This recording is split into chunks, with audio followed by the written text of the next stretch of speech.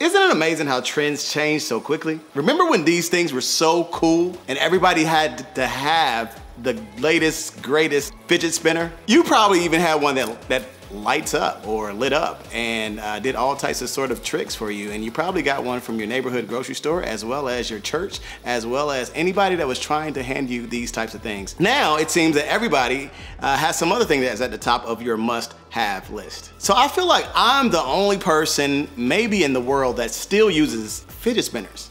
Does anyone of you out there use fidget spinners? If you do, join the club. We're pretty cool along. Now that's how trends work. In fact, when I was in middle school, you probably won't believe this because I understand that some trends, they come, they go, and they come back again, but I can guarantee you that this trend probably never, ever, ever will come back in style again, and it is the trend of wearing my clothes backwards. That was the thing back then. See, there was this music artist, this group, and one of the things that they loved to do is they had their clothes on backwards, and it was, believe it or not, it was a hit. So they would wear their jeans backwards. I don't know how that used to happen. They would wear their shirts backwards. I don't know how that used to happen either. But that was what was in when I was in middle school. I mean, that was crazy. That was that was pretty funny, right? Now, thankfully, most of those things have stopped trending, but there are some things that have stuck around since I was in middle school. In fact, they've been around even longer than that. And the one we're talking about today is something that I'm sure a lot of you have encountered already in your lives. It's not a trend, it's a feeling. One that I think many middle schoolers are familiar with. Ready for this? I'm about to drop this on you. It's the feeling of anxiety.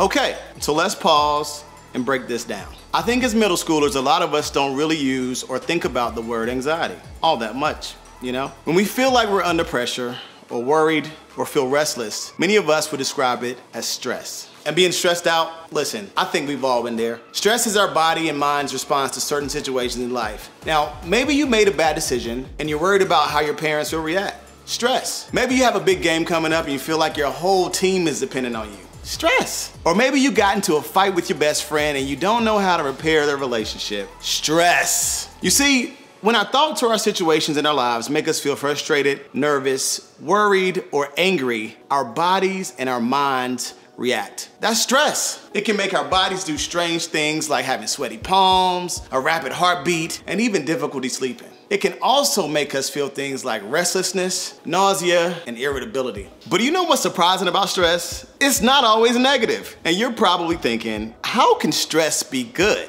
When I'm worried about an upcoming test and can't sleep at night. When I'm about to play a solo in my band concert and feel sick to my stomach. How can those things be good things? Well, stress can be both positive and negative. In situations that upset the normal balance of your life, stress triggers your body to respond in ways that cause you to react. Sure, the stress of an upcoming test can make you restless at night, but it can also get you to focus and study even harder. Yeah, that drum solo can make you feel like you could throw up at any moment.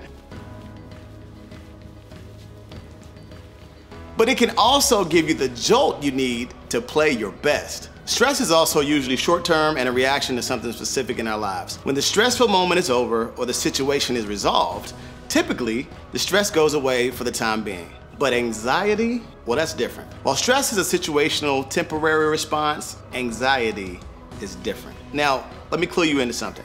Anxiety is an overwhelming feeling of worry, unease, or fear that tends to hang around. It can affect our sleep, cause exhaustion and extreme distress, and make us unable to focus or control our worry. Anxiety generally affects us only negatively and continues after the stressful situation is no longer there. Situations change, circumstances get better, moments pass, but anxiety tends to linger. It's kind of like a fidget spinner that continues to spin, just over and over and over again. And what can be confusing about anxiety is that while sometimes we know exactly what causes these feelings, we aren't always able to pinpoint why we feel the way we do. Sometimes anxiety is just there and we don't know why. Now, for those of us who experience anxiety, the reality is that when it's there, it feels constant. It's a consistent feeling of worry, fear, or nervousness that can interfere with the way we live our everyday lives. And sometimes it's brought on by circumstances we experience, like the death of someone close to us, our parents' divorce, or an unexpected illness. But other times, it's just there. We can't seem to shake it, and we don't know where it came from. In those seasons, it's easy to believe anxiety is something we're just always going to feel. The moments of stress pass, but the anxiety never does. When a person has anxiety, it's a feeling that leaves them overwhelmed and worried for long periods of time. And anxiety can get to the point where it's hard to cope, change, and move on in positive ways. And let's face it, as middle schoolers, there are a lot of things you can be anxious or stressed about in today's world. And even if you don't regularly experience the overwhelming and long-lasting feeling of anxiety, chances are really high that you have friends or loved ones who do. If that's the case, what do? If we want to be able to deal with our anxiety in healthy ways or support people in our lives who are experiencing these feelings, how do we do that? Believe it or not, someone who lived thousands of years ago actually had some great advice when it came down to navigating anxiety. This guy's name was David. He was the second king of the Israelites, which was the name of a group of people in the Old Testament. Now, David actually wound up being one of the ancestors of Jesus. But even with being king and part of Jesus' family tree, David still went through some intense rough patches. One of those tough times was when David found himself captured by some enemies. He was alone. He was scared. He wasn't sure how his circumstance was going to work out. This man, who would one day become one of the greatest kings who ever lived, was in a desperate and overwhelming situation. Now, what David experienced is probably best described as super stressful, but we can learn about how to deal with both stress and anxiety from how he handled his situation. In the Bible, in a book called Psalms, we can read about how David managed the stress he felt in this dangerous and fearful moment of his life. Even though David's stress was centered around his circumstances, I think what he said can help those of us who are working under the weight of anxiety every day. Let's look at what he said. "When I'm afraid, I put my trust in you." In this moment of fear and danger, David made the choice to put his trust in God. He understood that no matter what he was going through, he could trust the God who loved him, saw him, and would carry him through any circumstance. Here's what's encouraging for us. We can do the same thing. We can put our trust in God. When anxiety attacks us, we can trust God. When we're afraid, we can trust God. We can trust God enough to talk to him about our fears. When we're overwhelmed, we can trust that God sees us. When we feel stuck, we can trust that God knows the way out. Now, what David did was so simple, but so very powerful. He could have kept his eyes on his circumstances. He could have kept his focus on what was causing his stress. Instead, he put his eyes and energy on the God he trusted to carry him through it. And that simple act helped ease the feelings of stress and anxiety he was experiencing. Now, let me pause here.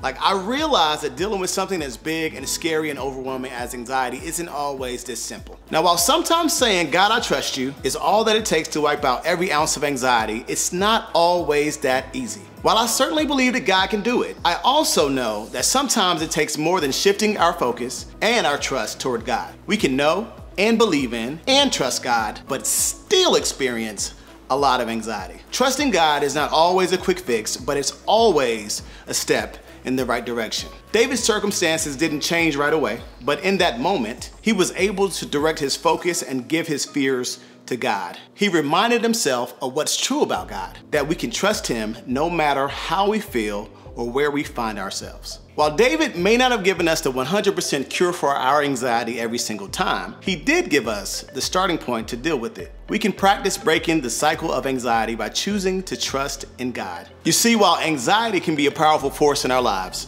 God is even more powerful. And because of that, we can trust him with all of our feelings. We can trust and believe that he'll provide us with what we need to navigate our anxiety. And we can trust God to give us the tools to support people in our lives who are experiencing anxiety too. Because here's the truth, God gives us the tools to handle anxiety.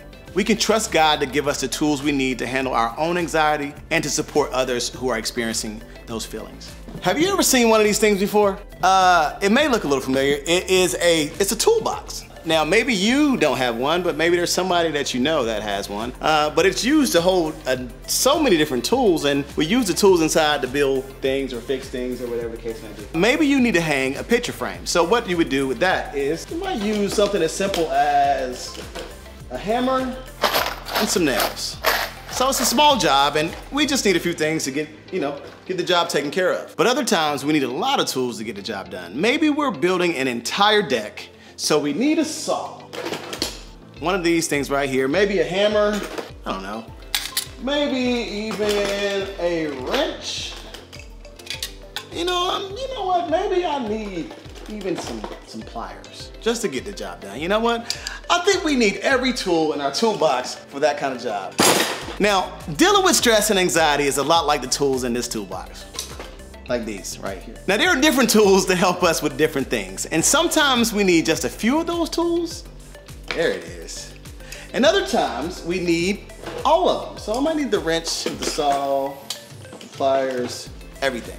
Either way is okay. God gives us all of the tools for a reason. Now, maybe you don't feel stressed often or struggle with anxiety. Chances are you know or care about someone who struggles with these feelings. And what's so amazing is that you are one of the tools that God provides to help them handle stress and anxiety. And because anxiety in particular can be long-lasting and overwhelming, it's important to know how to help your friend when they're struggling with these feelings. Because of the unpredictable nature of anxiety, the ways to support your friend may change. But here is where the rubber meets the road, and here is the practical application. Here are 5 ways that you can be there for your friend. First, be someone that they can go to and trust. Let your friend know that they can talk to you about whatever they're feeling openly without any fear of judgment. And it's so important that they know that you're there to listen. You won't try to change what they're feeling or thinking, and that your feelings about them won't change. Your friend may not know exactly what they need, and you might not know exactly how to support them. And you know what? That's okay. Sometimes all they really need is to know that you're there for them. Second, remember to listen more than you talk. And I realize that could be extremely hard for so many of us, but we have 2 ears and 1 mouth. But just be with your friend and really listen to them. And you know what? You can do this by making eye contact, putting your phone away, especially while they're talking, and not interrupting. Try asking them if they want to share what they're feeling, if they want to just hang out, or what you can do to help. Third, you don't have to fix their feelings. Tell your friend you're there to support them and that you care about them and how they're feeling. But remember, it's not your job to change or fix their feelings. Just be their friend. Next, celebrate their successes. When a friend takes a step towards confronting their fears and anxiety, celebrate with them and do something fun together. Help them feel proud of themselves for addressing the issue. And last, encourage them to talk to an adult, a parent, a small group leader, their school counselor, a professional counselor, and if they're afraid to, offer to go with them. Encouraging them to open up to someone who is older and wiser is so important when your friends are struggling. I just gave you 5 things that you could do if your friend is struggling with anxiety. If you're feeling that overwhelming, continuous, and long-lasting anxiety that affects your daily life, I have some tools that will help you navigate those feelings. First, I want you to identify your feelings. Think about exactly what you're feeling and, if possible, why you're feeling it. Now, maybe you're worried or scared or nervous, or maybe you're frustrated or uneasy. Whatever it is that's affecting you negatively, I want you to name it. And then try to find the source of those feelings. Like I said earlier, for those of us that experience anxiety, we can't always identify the cause of what we're going through, but just trying is a great place to start. Next, I want you to focus on trusting God by thinking about how big and how powerful and how loving He is. Think about how He can walk us through anything we might be feeling or encountering, because He can overcome all of it. Now, when we feel afraid or anxious or alone, we can simply pray, God, I trust you. Not only does that simple prayer remind us of what's true, it also helps us unlock another tool, the ability to shift our focus.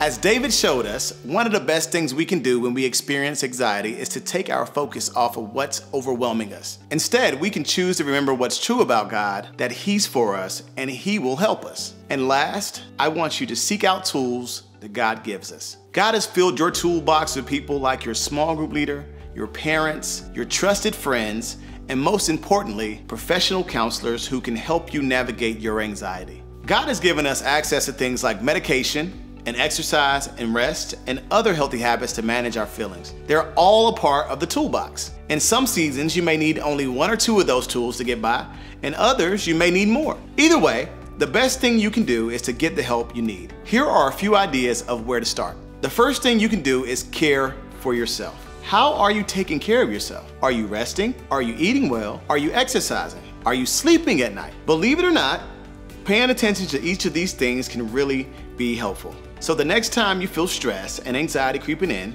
try to take a step to care for yourself. Next, talk to someone. A counselor is a great place to start. They're trained to help you work through your feelings and move forward in a positive way. If you're nervous about this, talk to your small group leader, a parent, or a close friend, and ask them if they can help you take this step. Then, remember what's true. Make a habit of reading your Bible or simply reminding yourself of what the authors of Scripture and even Jesus Himself said is true about how valuable, loved, and cared for you are. This week, practice shifting your focus toward what's true for a few minutes each day. When you feel stressed or anxious, remind yourself of what's true over and over again if you have to. Now, I know stress can be really uncomfortable and negative. And I know anxiety can feel suffocating and it's like it's always around. It can feel like a mountain that you'll never be able to climb. But when you feel that way, remember this: God gives us the tools to handle anxiety. We can choose to trust that God's love can calm our fears, no matter if you're feeling the very real but short-term stress from situations in our lives